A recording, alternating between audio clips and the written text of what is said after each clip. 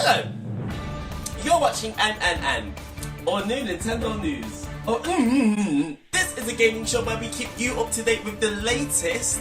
We're going to keep you up to date with the latest Nintendo related gaming news. And sometimes we also cover PlayStation 5 and Xbox Series X. On today's show, earlier on this week, Nintendo held their Indie Direct, and let me tell you, it was an absolute snorefest. It was boring. I didn't like it. There were literally 2 games that I'm interested in. I'm going to tell you what those games are in a minute. Also, Capcom also showed off a hefty chunk of StreetFighter 6 single player gameplay. Let me tell ya, the game looks incredible and June cannot come soon enough.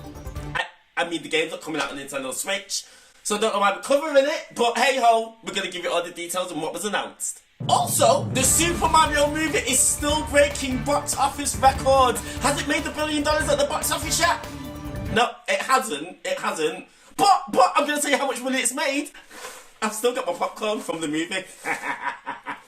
I mean, it's stale and it's nasty and old, but it's memories.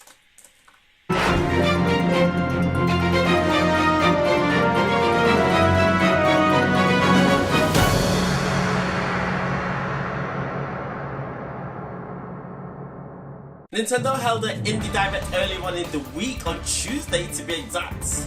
I think it was Tuesday. Don't have it in my notes.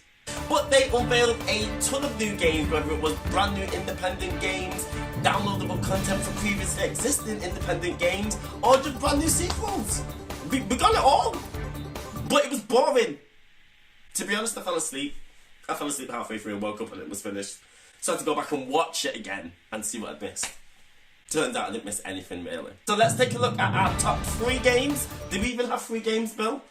Did we even have 3 games that we liked? No. Take a look at some of the games that we did like from this week's Indie Direct.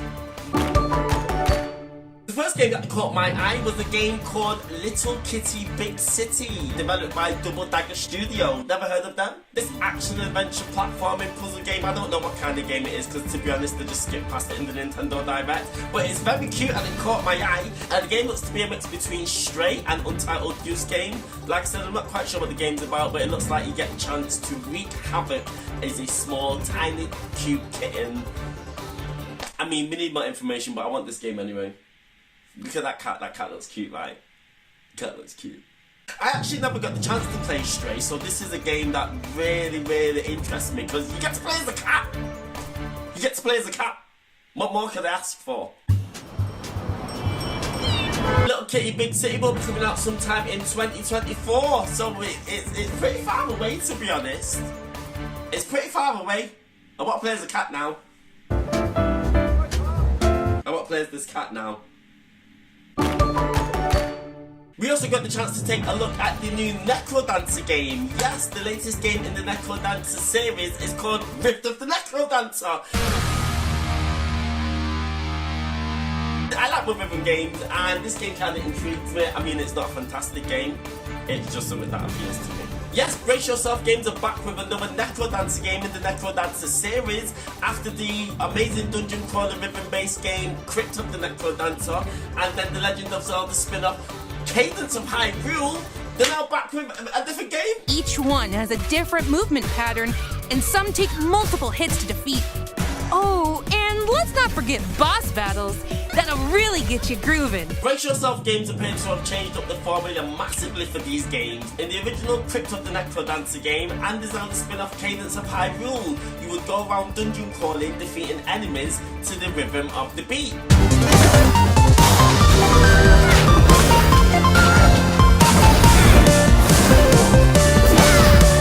They've changed all that now. It just looks like it's a lane-based rhythm game, kind of like Guitar Hero, where you just got to press the button inputs as the beats come down. I mean, it looks interesting. It looks interesting. I love my rhythm games. I want to see more of this. I mean, it's hardly groundbreaking, is it? But you know, I'm interested in it anyway. When's it coming out? Rift of the Necrodancer is coming out sometime in 2023. They didn't give us an exact release date, but that's fine. I can wait, because like I say, it's hardly the best game in the world, but it's something that caught my eye throughout the Indie Direct. Bombrush Cyberfunk is developed by Team Reptile, and to be honest, it just looks like a Jet Set Radio clone. But I'm not upset by that. It actually looks like it might do a good job of satisfying fans who have been waiting patiently for a new game in the Jet Set Radio series. Take a look. Ready for the ride, got them moves, got them vibes, we got the strategy, do it all night, do it all day, no wasting time, we got the crew, get ready for the ride. I mean, Bombrush Cyberfunk clearly is paying homage to the original Jet Set Radio game developed by Sega.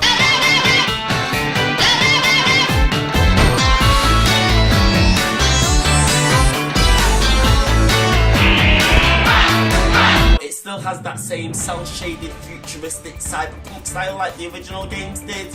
You can still pull off stunts and tricks on rollerblades. You can even race BMXs in this one. You can do stunts on BMXs, and it kind of looks to have like a more open world kind of story where you can just walk around and go on missions and do side quests, which kind of looks like it slows down the pace of the game a bit. Team Reptile have announced that this game will be launching on Nintendo Switch on August the 18th, 2023, so I'm gonna buy this. I'm gonna buy this because it looks great, it looks fun. There's nothing really more to say. To be honest, they were the only 3 games that really caught my eye. Can we go to the next item, please, now, Bill? Capcom are back in the fighting game ring. Yes, it's been too long since we've had a good Street Fighter. I know we had Street Fighter 5 a few years ago, but they botched the launch. The game was no good. It took them too long to fix it. But they're not doing the same mistakes with Street Fighter 6. Capcom gave us 30 minutes of gameplay footage in their Street Fighter 6 showcase earlier on in the week, and let me tell you, the game looked fantastic.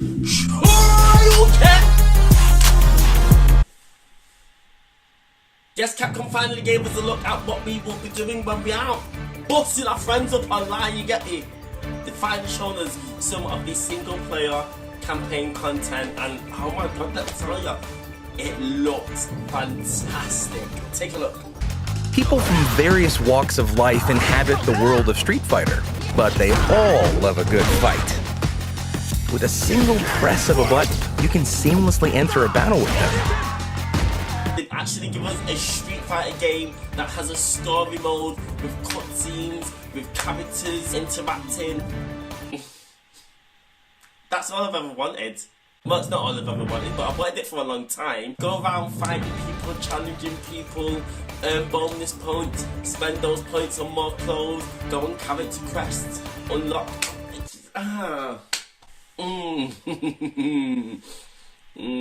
Capcom. This game looks great. One of the things that I did notice that really caught my eye is the single player mode where you can customise your own character, and not only visually in terms of what they're wearing, but their movesets, custom character movesets. Crazy, mate. I mean, the potential for mind games now playing a Street Fighter match against your friend is ridiculous, because they can pull out any move from any character at any point. I can't believe what I saw. As you can see, in World Tour mode, you can build a character that's unique to you by leveling up your style and skills and customizing your basic and special attacks. I can't wait to get my hands on this mode and create just my own character. They're just going to be very fast, very speedy, and just have enough kicks. Enough kicks, that's all about. I want a mix between Jory and Chun-Li, and I don't even know what the characters are going to mix together. The avatars you create and train in World Tour can also duke it out. You won't even know what your opponent's going to do next. You don't know what moves they're going to pull out. Are they going to pull out a Sonic Boom? Are they going to pull out a 100-hand slap, a Hadouken, Shoryuken? You don't know. You just don't know what's going to be coming. It's going to be great.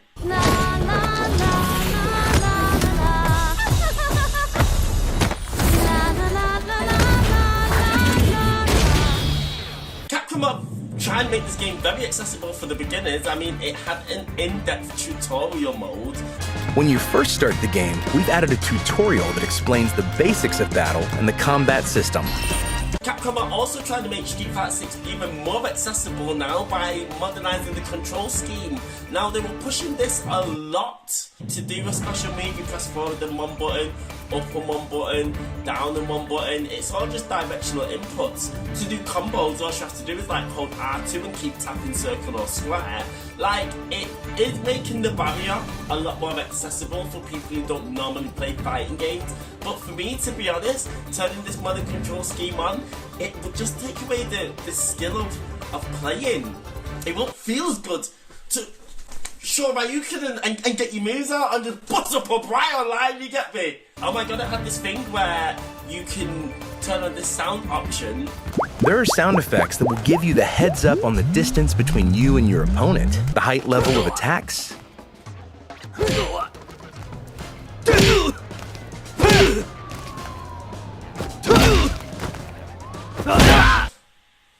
I mean, we don't need this mode, but I don't need this mode, but it's fantastic nonetheless, and Capcom really have thought of everything. Like, they are really trying to open this game up to everybody and making sure that everybody can have a good time with it. It's great. Bring on the players. Bring on more people for me to mash up online, because I mash you up on Street Fighter. Because I'm a Don.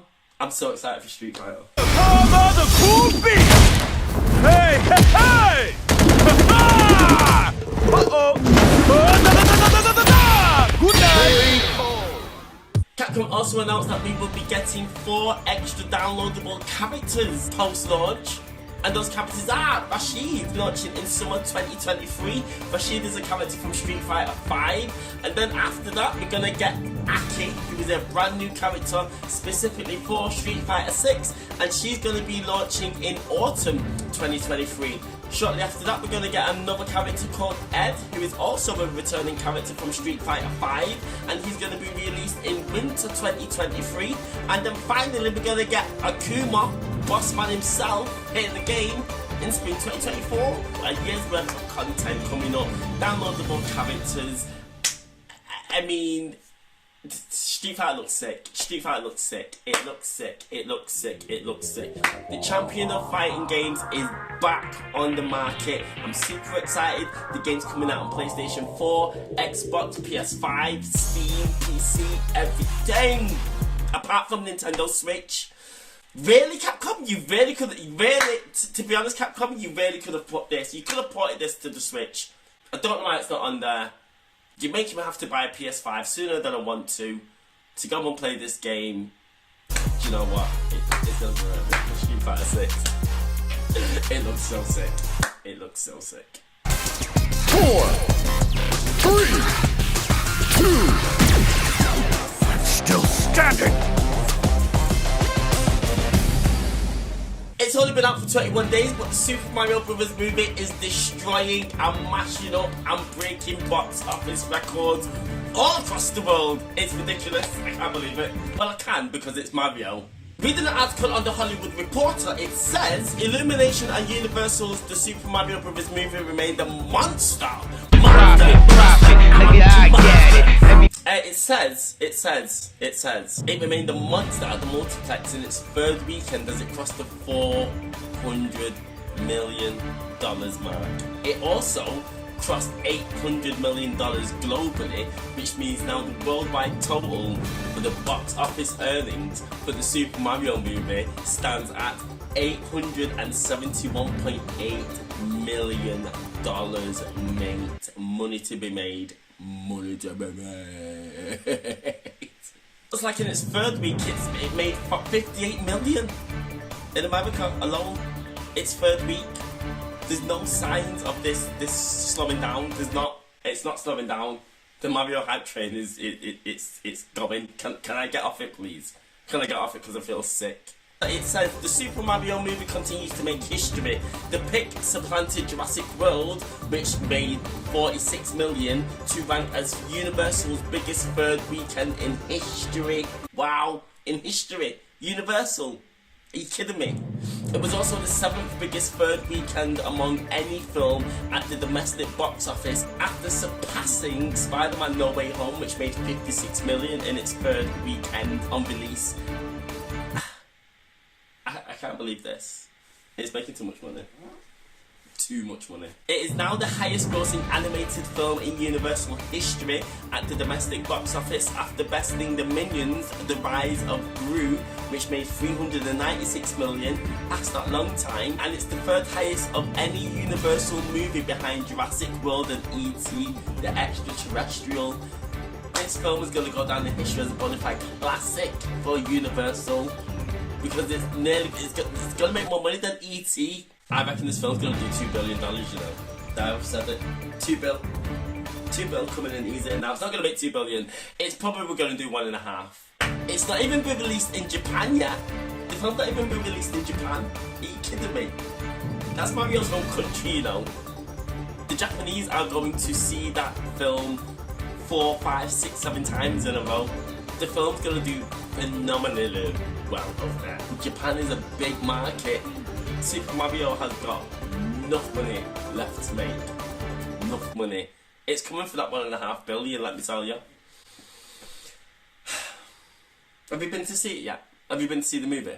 If you haven't, get out now and go and watch it. I think everyone's seen it by this point. By this point, if you've not seen the Super Mario movie, what the hell are you doing? Get out and watch it.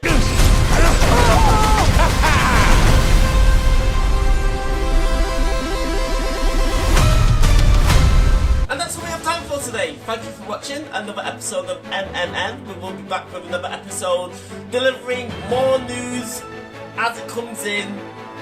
Thank you for watching. Good night. Goodbye. Have a good life.